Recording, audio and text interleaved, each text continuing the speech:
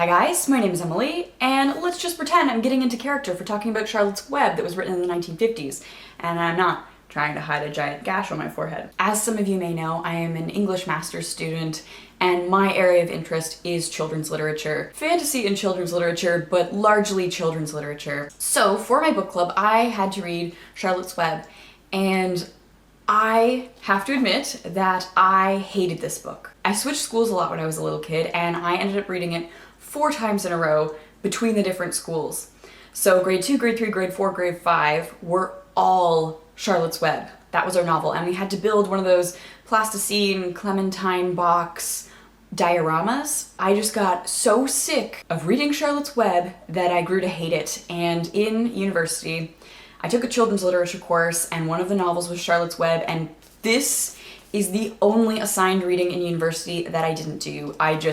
I felt reading it 4 times was enough for a lifetime, and I wasn't gonna do it. When it was chosen for the book club, I was hesitant to read it, but I read it anyway because I figured we could discuss it, and at least I could passionately talk about my hatred for it. Then I read it and I discovered that I loved it. There is so much going on in Charlotte's Web beyond the story of Wilbur and Charlotte. I'm talking about themes like American nationalism, consumerism, capitalism, the value of bodies, gender dynamics, and the reinforcement of gender roles for children. But the thing that I want to talk about today is print culture and the importance of words, because this text very much places an emphasis on print culture. And I'm gonna frame this video with this quotation. So Charlotte says to Wilbur, quote, "People believe almost anything they see in print," end quote. And that is on page 89 of my edition of the book, and I will put a citation for this in the description box down below. If we think about this idea of print having power that shapes the novel, Wilbur is saved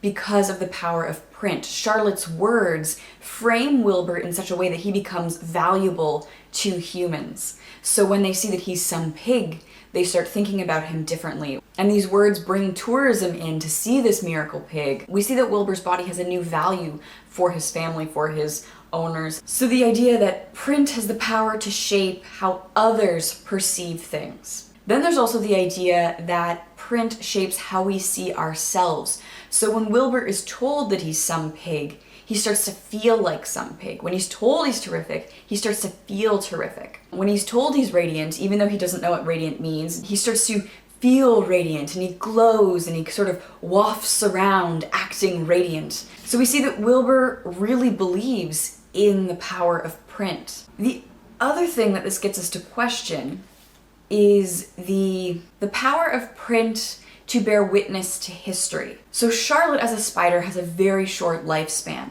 but we know from the very end that Charlotte is, quote, "a true friend and a good writer," end quote. So it's on page 184. Charlotte is a writer. Charlotte's words are her legacy. So when she's writing in the web as an author, she's leaving this legacy. She's bearing witness to Wilbur. She's bearing witness to the capitalist society and the value that a body has in this capitalist society. Her words bear witness to history. The problem is that Charlotte as a spider writes in her web, which isn't something concrete. It's not something that lasts very long. There's one point in the novel where we see the last of Charlotte's webs just sort of float away in the wind, and all trace of her existence is gone. So if Charlotte's an author, most authors have texts. Texts get reproduced, reprinted. We keep this history that an author has recorded alive. I wonder if Charlotte's Web as a text asks us to consider the fleetingness of text and the fleetingness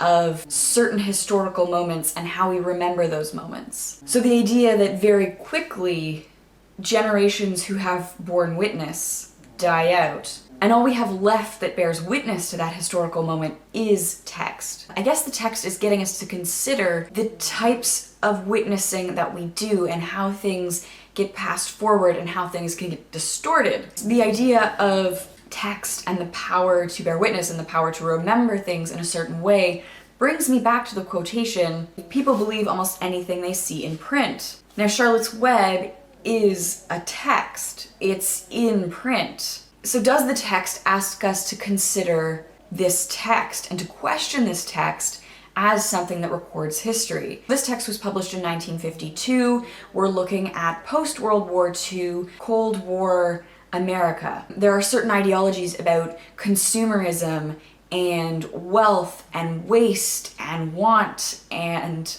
this idea that the American dream is possible. So we see Wilbur as a disempowered body rise to fame and achieve safety, achieve wealth. He earns the equivalent of $250 for Mr. Zuckerman. So the idea that you can rise, you can achieve that American dream of going from the bottom to the top if people believe almost anything they see in print. So on the one hand, we have this narrative of success, but the way in which Charlotte talks about people believing almost anything they see in print, she talks about it as a manipulation of the public. So the idea that we're manipulated into believing that this narrative is possible. So the text perhaps invites us to question this narrative of success, especially when we consider that Charlotte, who is the mastermind behind Wilbur's success, his rise to stardom, is never acknowledged. People see this spider writing in the web and they believe the words, but they don't acknowledge that the spider had to write these things. They think Wilbur's the miracle. Charlotte dies alone,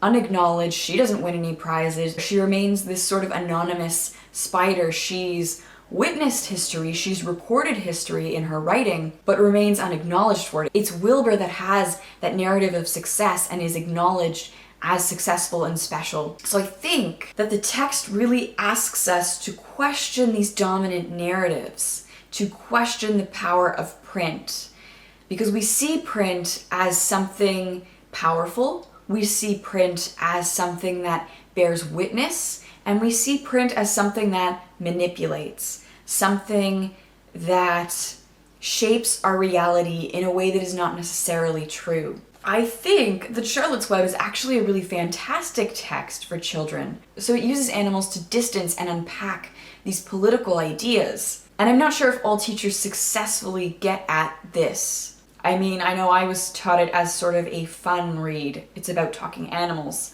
and it's about friendship. But I feel like there's really a lot in here that would be good to teach children. It's important to question these dominant narratives. It's important to question what we're being told and the power of print. Like, question things that we see in writing that we are told are true. I guess that's really not what education is about. Elementary school is really more about compliance, learning to be obedient, learning to follow instructions, learning to be a good person, a good cog in the machine that works towards ultimate production and productivity in society. I wonder if in part that is why Charlotte's Web has stayed a popular text for children for so long. It's not that children necessarily get this message, but that adults see this message in the text and see the text as worthwhile. So in one afternoon, I went from hating Charlotte's Web to loving Charlotte's Web. I think it's a fantastic piece of literature, and I think that actually this would work really well for adult readers if you want to discuss something. Because the story is so simple and the characters are so simple, it provides a really great talking point to start pulling apart these larger ideas embedded in the text. Let me know your thoughts on Charlotte's Web in the comments down below. Thank you so much for watching, and I will see you soon. Bye!